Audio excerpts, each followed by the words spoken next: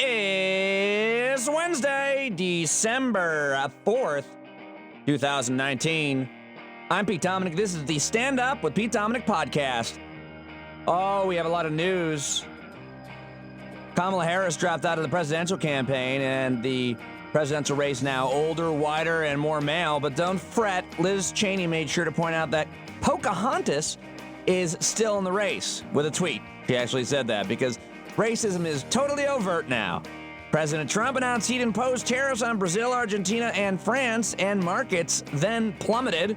Then, President got in a public dispute with the French president over the future of ISIS fighters while they were in Europe.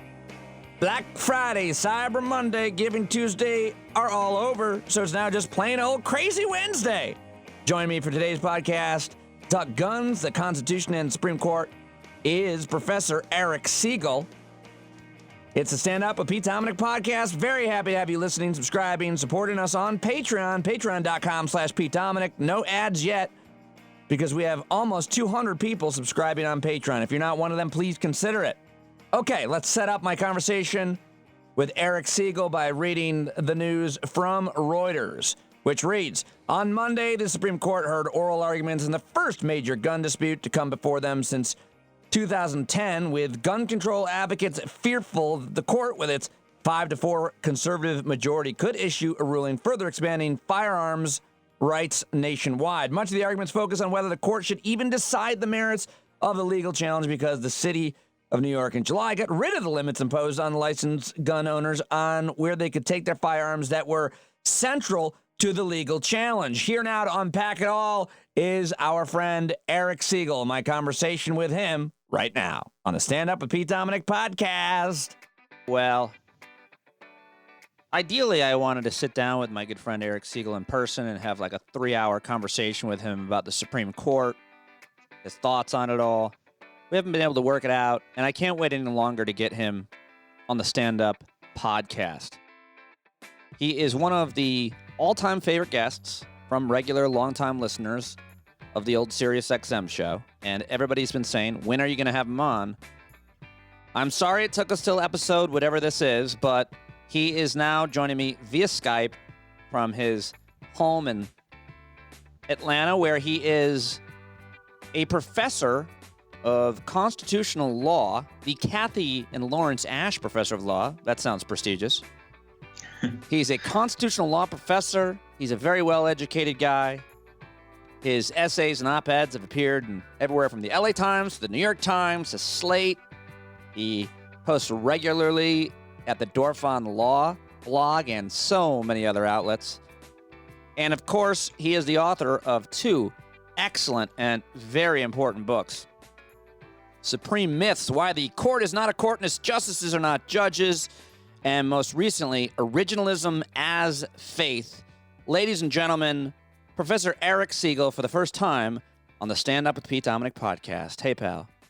Hey, thanks for having me, Pete. I've missed you, but congrats on the new podcast, and I've been listening to it, and it's great. I appreciate it very much, and I appreciate you being here on to talk about a very important issue. We're going to do a conversation today about the most recent, well, I don't know if it's the most recent at this point, argument in front of the Supreme Court, but this term they're taking up an issue, a case regarding guns, and of course I'll let you explain this. Before we get to it, though, I think we need a little bit of history on how often the Supreme Court has taken up cases on guns, because my understanding is that they have always been hesitant to do that. And the other thing, of course, you've got to make that point that always needs to be made, that I think a lot of people don't understand about the Second Amendment, but it did not guarantee a personal right to a gun up until 2008 and what's called the Heller case. How am I doing so far, Professor?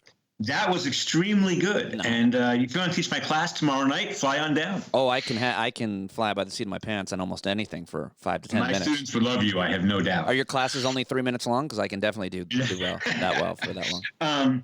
Yeah, from 1790 until 2008, the Supreme Court had never held that the Second Amendment protects an individual right to own guns. As I'm sure many of the listeners to this podcast know, the amendment begins a well-regulated regulated militia being necessary to the security of a free state, so on and so forth. And for most of the Supreme Court's history, it was pretty much assumed that the Second Amendment dealt only with state militias. State militias haven't existed in that sense for a very long time. In the 1930s, the Supreme Court did say in a case that the Second Amendment doesn't apply to the case before it because it involved sawed-off shotguns, and such guns didn't have a militia use, so the Second Amendment didn't apply.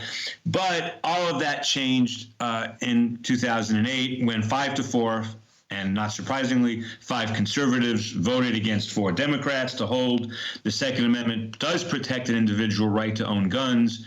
Justice Scalia wrote about a 50-page opinion talking about the history of the Second Amendment, which has been ridiculed by virtually every historian who's ever looked at it. But in all fairness, Justice Stevens wrote a very long dissent, which virtually every historian has ridiculed. And the moral to that story is, of course, Supreme Court judges shouldn't pretend to do history. They're not historians.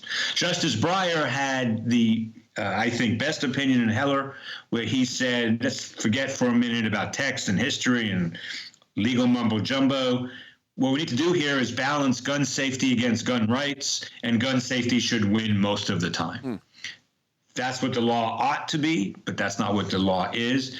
2 years later, that case involved, Pete, the District of Columbia, which is not a state.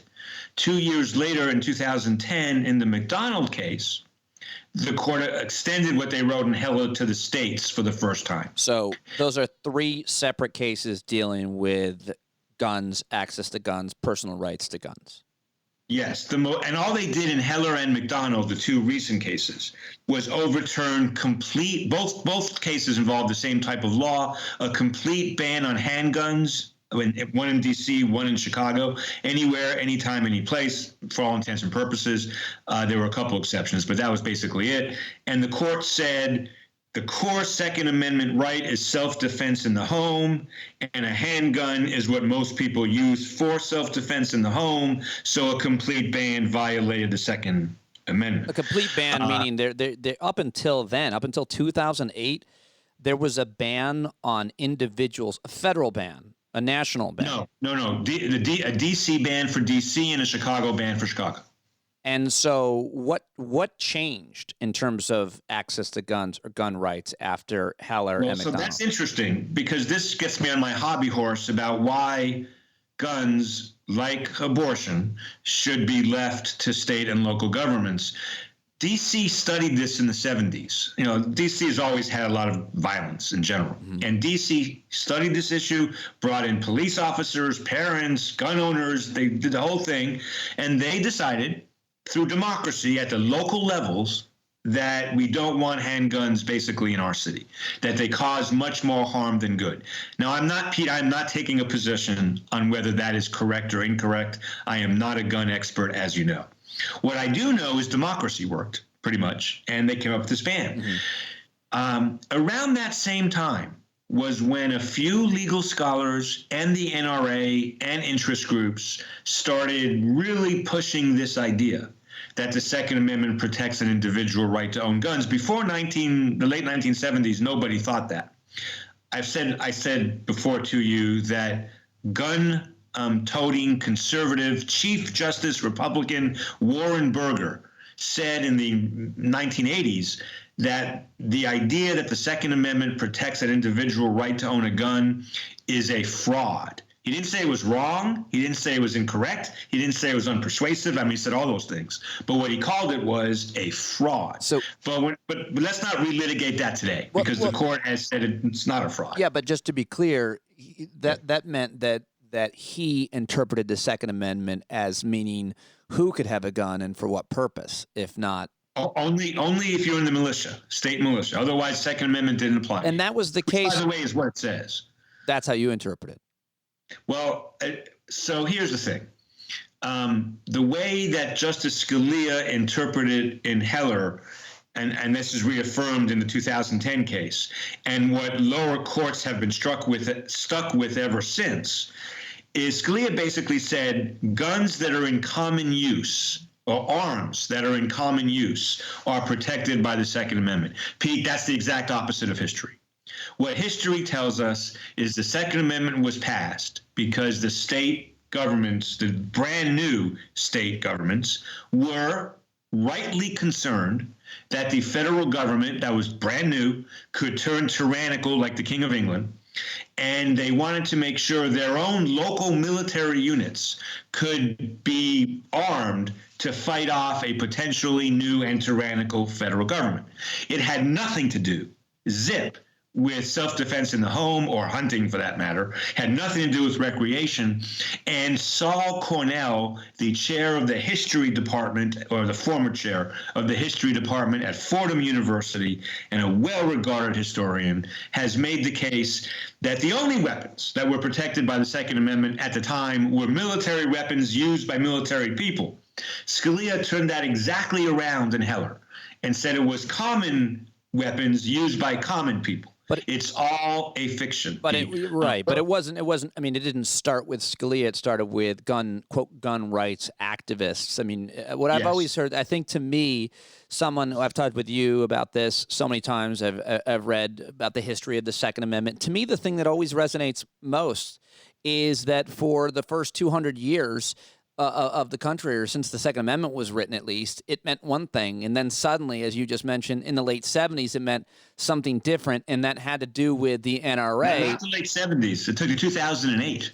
Well, basically, at some point, the NRA went from being kind of a sportsman organization for hunters to this much more radical organization regarding gun rights and gun ownership that tried to create absolute rights without any regulations on guns. I mean, I'm forgetting the exact history. Stephen Waldman's The History of the Second Amendment is a great book. You've written about this. No, that's all right. That's right. But here's where I think Scalia is relevant, Pete. Okay. In this sense, I do think part of the momentum that fueled the kind of push towards viewing the Second Amendment differently was conservatives who said, you have Roe, we get guns, basically. Really? And Scalia How do you make was that the most anti-Roe versus Wade justice on the bench. So when abortion rights were achieved after Roe v. Wade, you're saying kind of the right-wing reaction to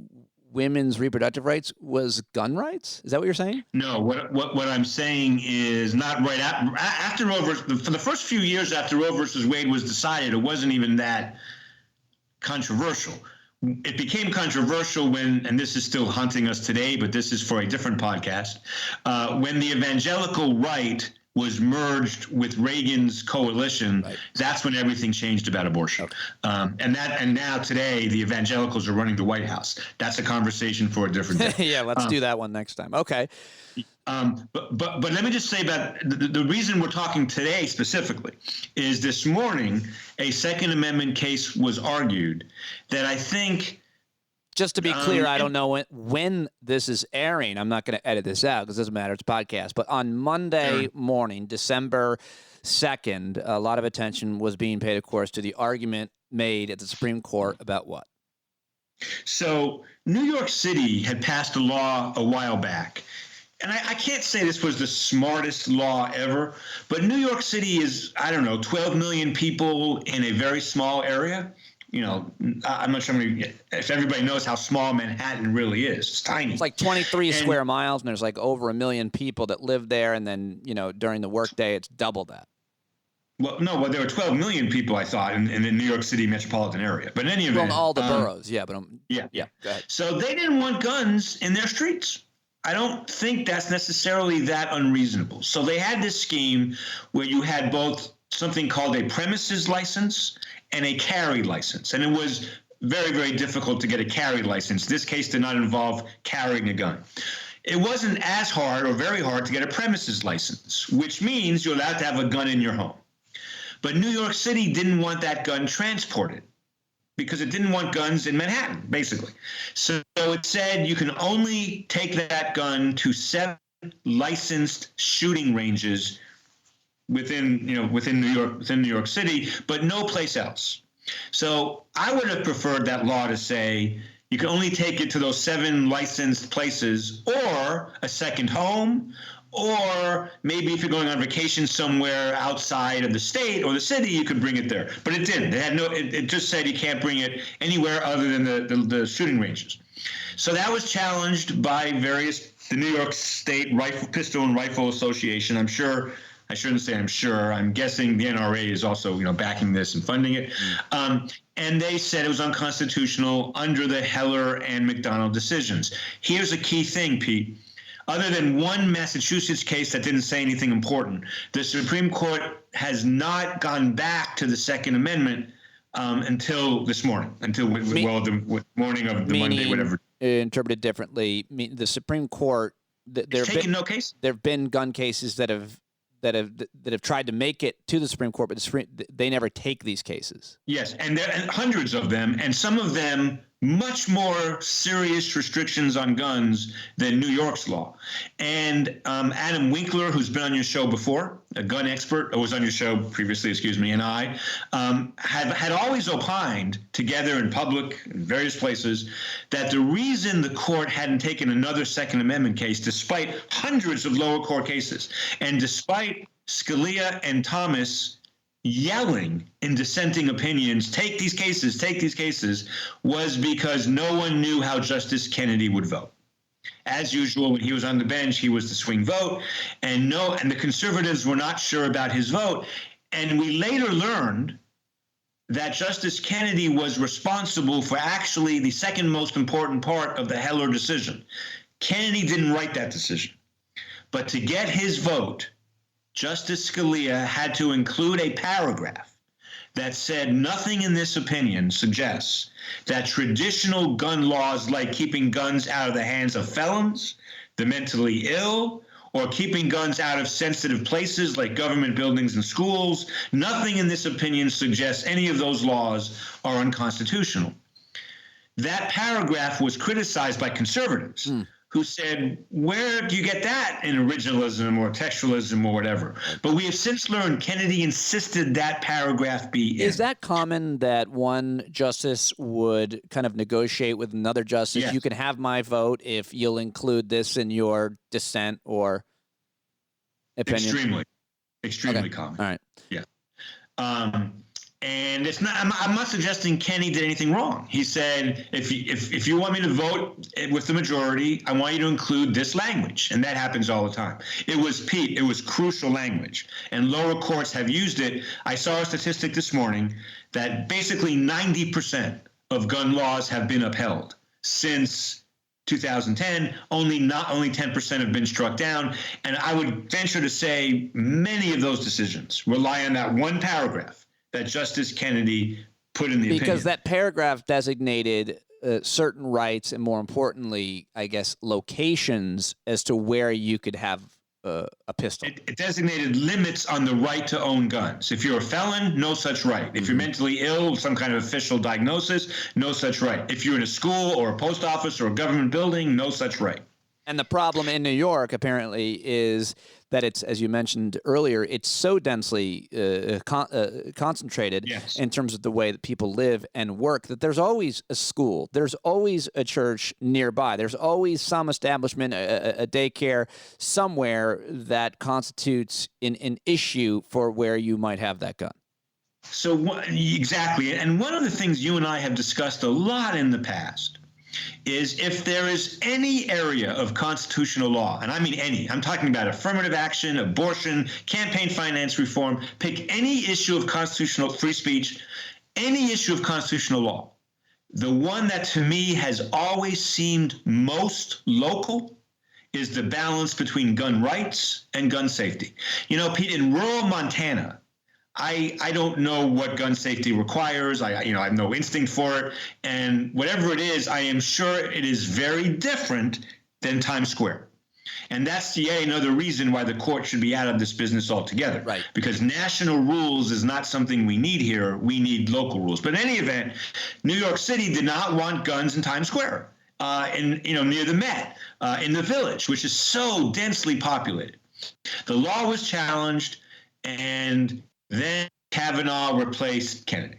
So just to be clear, to go back, the gun rights people, the NRA, the conservative, right, whatever you want to call them, did not want to bring these cases to a Supreme Court where Anthony Kennedy was on because they weren't sure the outcome. And if the outcome... No, they wanted to bring them, but they failed every time.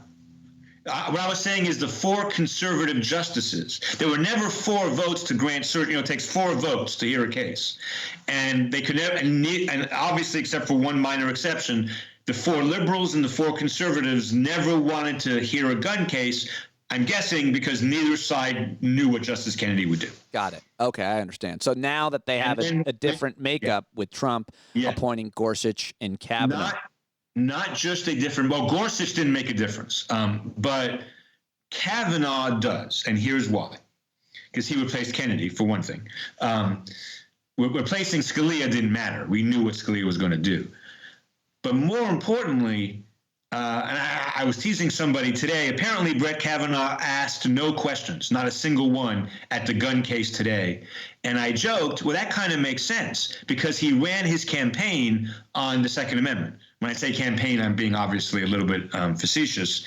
He wrote a dissenting opinion in a gun case, actually the Heller 2 case, which is a subsequent case to the first Heller case, where, I'm not making this up, Pete, he wrote the strongest gun right opinion I think I've ever read. The NRA could not have written it any wider or broader. It was obviously a letter to a Republican president. Please appoint me to the Supreme Court, and I'll be very, very strong on guns. I think he's just the kind of person who would write that kind of opinion. So what's really hard, Eric, I think for a lot of us, and this has nothing to do with your expertise, you don't have to be a constitutional law scholar to feel this way, and you don't even have to comment on it necessarily, but I think what's really hard is all of the controversy surrounding Brett Kavanaugh and all of the allegations against him, the way that he conducted himself regarding the allegations of sexual assault and so on. That people didn't like him for that. And now not only is he on the court, but he might be the deciding vote on expanding gun rights in a country where that is such an animated and difficult issue. It's mentally so difficult to understand that this guy, who so many of us really don't like for any number of reasons, might make our lives that much more difficult and open the country for that much more violence. Do you have any comment on that? Sure. I mean, if you read his dissenting opinion in Heller 2, you'd be even more depressed, because he basically great. He basically said, he essentially said, Pete, that Americans have the right to own as many guns as they want of any nature for all time. And so one of the big issues that's been percolating in the lower courts are, the constitutionality of bans on assault weapons. And that's what that case was about. And Kavanaugh basically said, as many assault weapons as you want, no matter what kind of guns they are. I mean, it was just terrible. But does it make? I kind of wonder, how often does a now Supreme Court justice, audition with mainly his decisions on lower courts to try to get there, and then when he does get there and realizes how consequential his vote is going to be, maybe he changes course. Is there anything? Right. Anything is possible. I mean, other justices. But the thing is, the examples of justices who in the past have shifted gears, and the 3 that come to mind are Justice Souter, appointed by Bush, who became very liberal, Justice Blackmun, appointed by Nixon, who became very liberal, and Kennedy, he ended up very conservative, but of course on gay rights and a few other issues he was, very liberal. But none of those 3 campaigned for the Supreme Court. Kavanaugh overtly, disgustingly, obnoxiously, annoyingly campaigned to be on the Supreme Court. I just assume most justices, carved a career and even campaigned to progress to the next highest. Not how it used to be. Some did, some didn't. Okay. All right. But now it is common. You're right. But going back to the case that we're going to talk about today, so the New York City won both in the trial court and then the Court of Appeals. Mainly, I think, on the grounds that New York City is a unique. I mean, it's not unique compared to Tokyo or other, but it is as densely populated a place as you're going to find in America. It's the most densely populated place you're going to find in America, among other reasons. Why would that have an effect on a judge's decision? Why wouldn't it be the interpretation of the Constitution, not the public policy, meaning this city is different than that city, or this city is different than Montana. Pete, all constitutional rights, every single one, whether it's freedom of religion, freedom of speech, due process, equal protection, whatever the right is, what happens in hard cases is somebody claims a right is being infringed, and the government says, but we have to infringe your right for this policy reason. And then the Supreme Court balances the need for the law against the importance of the right asserted. It's not about text. It's not about history. It's not about anything else. So in the Second Amendment context, the balancing that is going on in the lower courts, and there have been hundreds of cases, is very obvious. People have a right to own a gun, according to the Supreme Court. What that right is ill-defined, and the Supreme Court has given very little guidance. And then legislators come in and say, we need to channel the gun right here, or ban it here, or whatever they want to do for reasons of public safety. And all things being equal, I understand why judges side on public safety. Okay. I just do. Can I give you one quick analogy? Yeah. Because people always compare the Second Amendment to the First Amendment. I don't think it's a fair comparison at all. There are many democracies without gun rights. There are no democracies without free speech rights. But in the free speech area, Pete, it's been a long-held rule of the Supreme Court that towns, cities can put reasonable time, place, and manner restrictions on speech. We can't have 10 parades in Times Square the same day, right? Can't do it.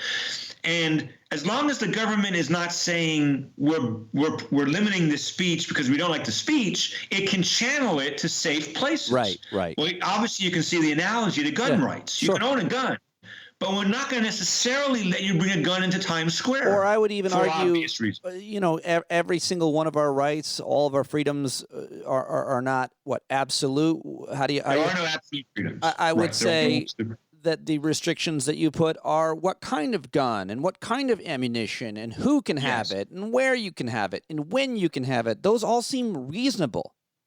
Right, and that's why it has to be a local issue, because what's reasonable in Montana, what's reasonable in Manhattan might be unreasonable in Montana. Right. I don't know. It depends on local conditions. I will say this, D.C. and Chicago have had in the 70s and 80s, and Chicago still does, incredibly high murder rates. If they think a way to get that down is to ban handguns, why are lawyers second-guessing that? Well, certainly the Manhattan DA, who I've interviewed a number of times, Cy Vance, certainly feels that way. He goes as far as, certain types of knives. He absolutely believes, and frankly, so do I, that when you put restrictions and limits on weapons, that there's less violent crime as a result of those weapons. And I would argue that that's certainly the case in Japan, where it's not like they're not a violent culture. I mean, for goodness sake, they've got they started with the samurais, and what they have is knifing. They don't have the gun crime, as well as not to mention they play a lot more of the violent video games. So anybody wants to blame video games, well, how come Japan doesn't have those issues? Well, they don't have the guns. I mean, it is always seems so simple to me, so black and white and reasonable, but those aren't constitutional arguments. Those are, I guess, public policy. Well, actually, those are constitutional arguments. But I would just say, as a non-expert citizen on gun reform and gun control,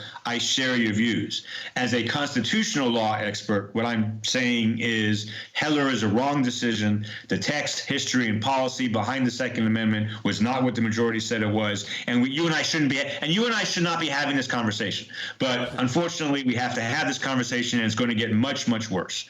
So today, what happened was, not today, but in the case we're talking about, they won in the lower courts. But then Kavanaugh replaced, of course, Kennedy, and everybody knows that they being New York City. New York City. So New York City repealed its law while the case was pending at the Supreme Court. But even more interesting than that, New York State passed a new law that gave the plaintiffs in the case everything they wanted, and New York City can't do anything about that. So just quick, background on this. I live in Atlanta. Atlanta would pass all kinds of progressive legislation if it could, but the state of Georgia won't let it do it because the state of Georgia trumps the city of Atlanta. Right. The state of New York trumps the city of New York City. And the state of New York passed a law that what the plaintiffs wanted to do was bring their guns to rifle ranges and contests outside of the city and to their second homes. And New York State passed a law saying you can do that. You are now that the law that we talked about at the beginning of this is gone. And so once that happened, now we have to discuss what nobody wants to discuss, the feared word, mootness. This case is completely and totally moot. And that the argument today, on Monday, December 2nd, my understanding is 85% of the argument wasn't about guns, but whether the court should hear this case. And the liberals who left the room and a couple conservatives who left the Supreme Court room, because of course I couldn't watch it, I'm not allowed, said they think the case might be dismissed as moot, or probably will be dismissed as moot, because, Pete, there has to be a live controversy. The plaintiffs came to court and said, we can't do certain things we want to do. We want to bring our guns to our second homes. We want to bring our guns to shooting ranges outside the city. And they were told you can't do that. Well, now they can. Now they're challenging this New York State law, and New York State is not a defendant in this case. The only defendant is New York City.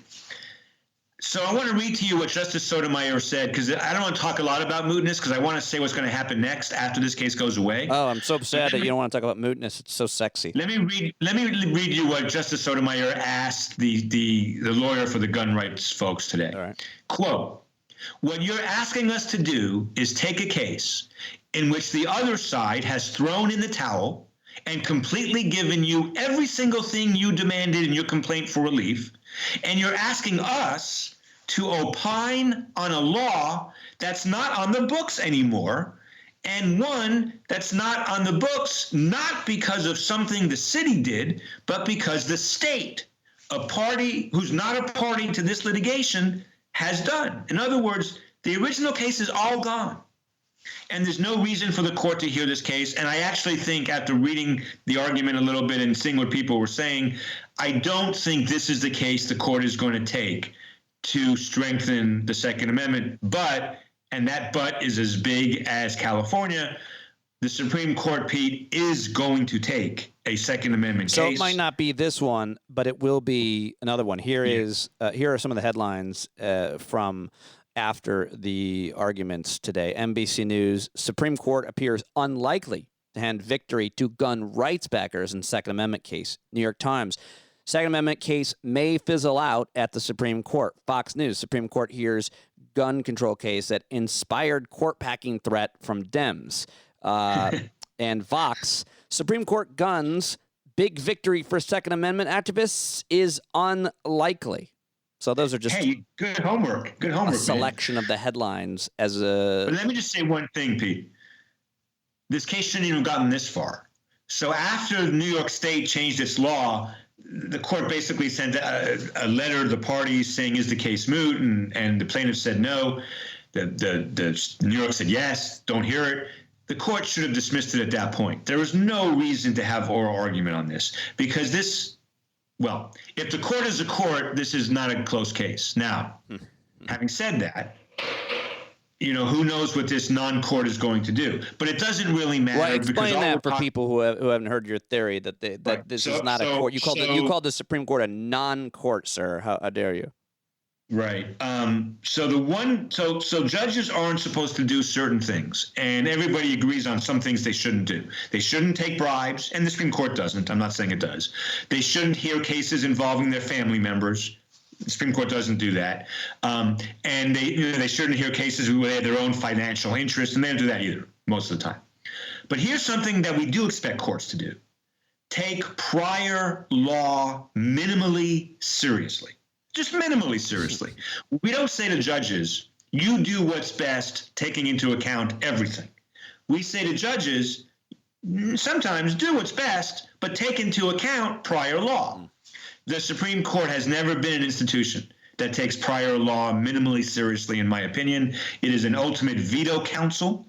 And by the way, this view, which I published in 2012, and was very controversial at the time, is now being accepted by many Democrats for all the wrong reasons. because this has been true for 150 years. The Democrats are starting to accept it because they don't like the way the court is heading. That's the wrong reason. But that's a topic for our longer discussion. Okay, so these arguments are heard. This argument was heard here at the beginning of December. We won't know how the court decides until June when they put out all of their decisions. Well, maybe not. If the court is going to dismiss it as moot, which it hopefully will do and certainly should do, we may get that decision earlier because June is going to be immigration and abortion and employment discrimination for gays and lesbians. So June is going to be awfully controversial. So if they're going to get rid of this, they may get rid of it sooner. But your other point was, even if they dismiss this because it's moot, that they will, the gun rights people, the gun people will bring another case, and your concern is that they'll hear that case and they'll decide for the gun rights people in that case. So Josh Blackman, who's been on your show quite a bit, the other show, is a good guy.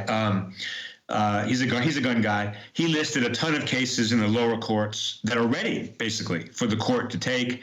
I don't think they'll do it this term. The prevailing wisdom is with the big abortion case, the big immigration case, and the big case involving gays and lesbians and employment discrimination, the court won't take another gun case this term. But who knows? We don't know that for sure. But it all comes down to Roberts. We know, assuming the court stays the same, we know what 8 votes are. What we don't know is Justice Roberts. All right, so let me ask you then about Ruth Bader Ginsburg. She is in declining health, it would seem, and this president has up until November of next year, or through the lame duck. Technically January 20th. Because he could appoint if God forbid she passed away the day after the election and he lost that election. He would still be able to appoint a new justice during the lame duck session if the Senate allowed him to. And every signal is that Mitch McConnell would allow for that, creating a double standard for what he did with Merrick Garland when President Obama was there, right? Yeah, the word Mitch McConnell, the phrases Mitch McConnell and double standards should be side by side in the dictionary. So the point being that you could have another conservative justice, very very likely if she passes away. I mean, you hate to say that into a microphone; it's more left for off the air. But it's very, her health. She's very old, and her health is declining. Well, it's not just her. I mean, Breyer is like 80. I mean, people talk about her health, and she is a survivor of pancreatic cancer. Breyer has not had something that serious. But Breyer is 80 years old, Pete. It's not like he's 57. What's left, Eric Segall, for the gun rights people? Like what rights? I've always described this. Oh my gosh, so much. This divisive issue as an issue where it's really loaded for one side. Forgive the double entendre with loaded, but meaning that the gun rights people, the gun people, have almost every freedom with their guns and the types of guns and where they can. No, they don't. What don't they have? That's not true, Pete. Go ahead. I'm sorry, that's not true. I'm glad it's not. What do they not have that they're fighting for? So in many places around the country, to carry a gun in public requires a special license. And in many places around the country, you can't do that unless you can show a specific, like someone who's been stalking you. You just can't say, I want it for self-defense.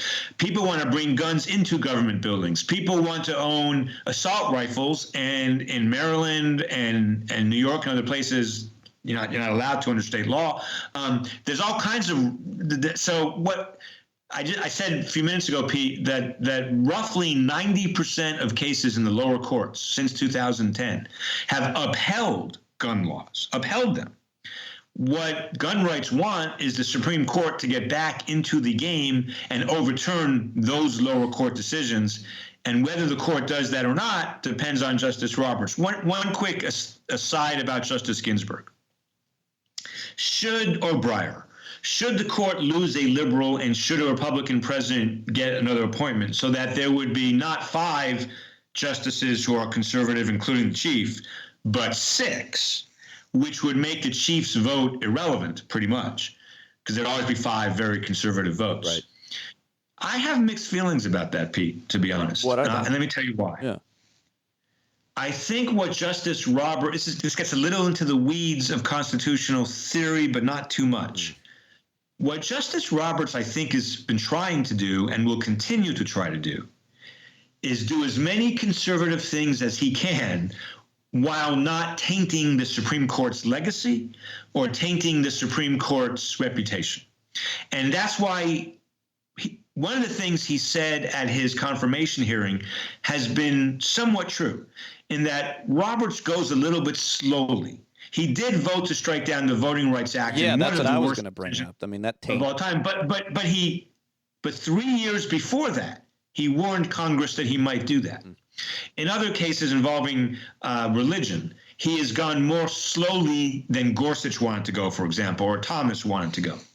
So, and he said he would do that. Roberts said he was an incrementalist. He would go one step at a time. I think it's unfair to say he hasn't done that. I hate most of his cases, but I think it's fair that as a general rule, he goes reasonably slowly.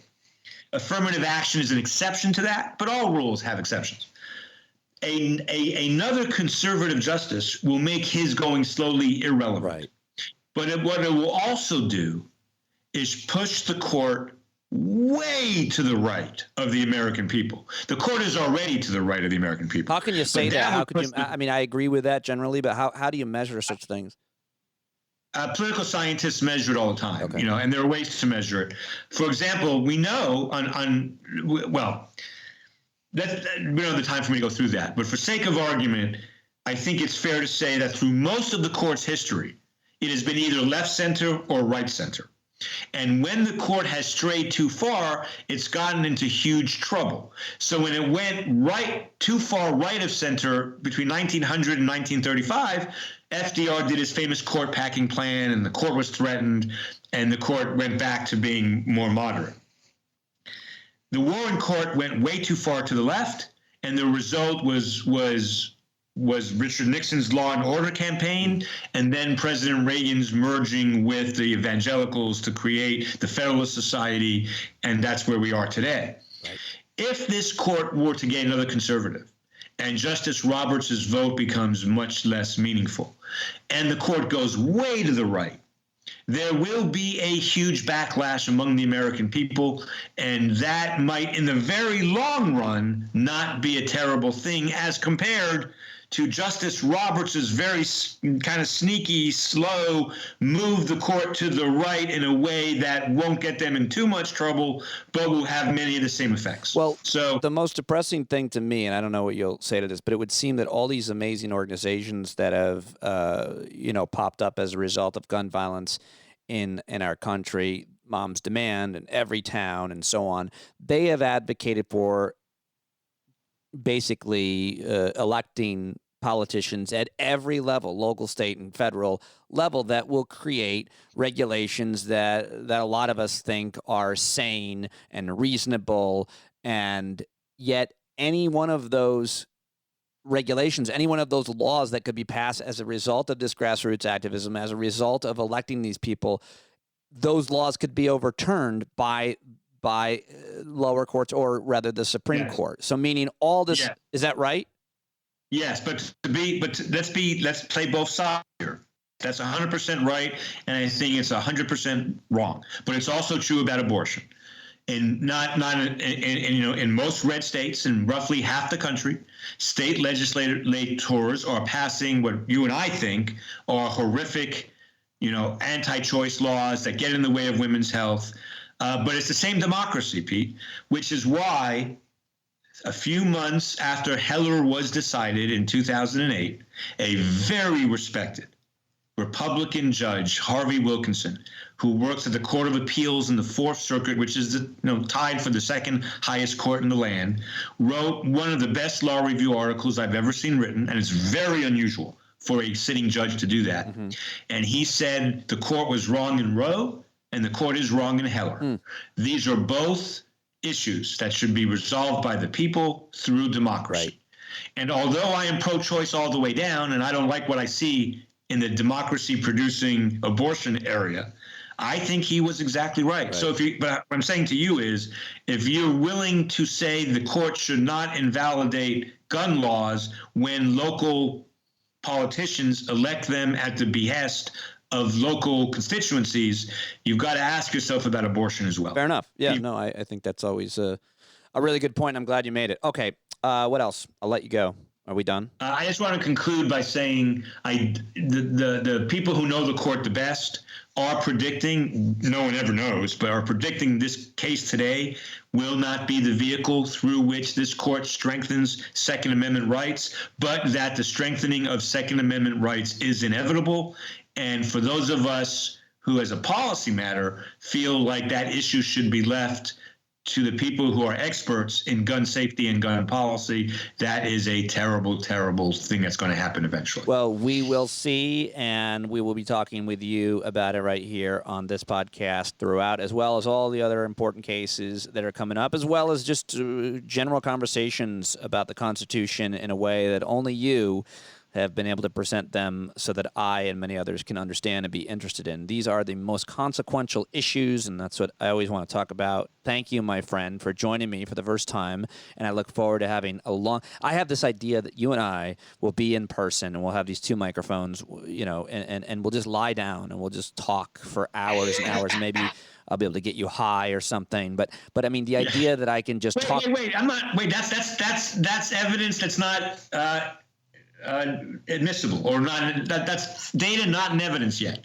Well, yeah, of course, but I'm just saying that's why I said maybe I'll be able to try to get you. You're tenured, can't you? Anyway, the point is, I want to just have this long. I live in Georgia, my friend. That's right. I want to have this long conversation with you and just have it be there permanently, which is something that you couldn't really do at SiriusXM. And I just want to obviously keep talking. I would love that, and I would hope parenting would be a part of it, because I have learned. You always give me credit, but I've learned a lot from you about parenting as well. And I would love to talk. Over the years, become one of my closest friends, and through this difficult transition in my career, you have been there for me the entire time. I thank you. I wanted to say that on the microphone, and of course, you know that. And so thank you very much for joining me and today. And everybody follow him on Twitter at @eSpinSegall, where he is prolific, and get his books. And we will talk to you again very soon, sir. Thank you, my friend. I really enjoyed it. All right. Okay, that is it for today. Follow Eric Segall on Twitter at @eSpinSegall. Get his books, Be the Change That You Want to See in the World. And on Friday, we'll talk parenting with Lenore Skenazy and the environment and climate change with the great Emily Atkin. Talk to you then. Thanks for listening.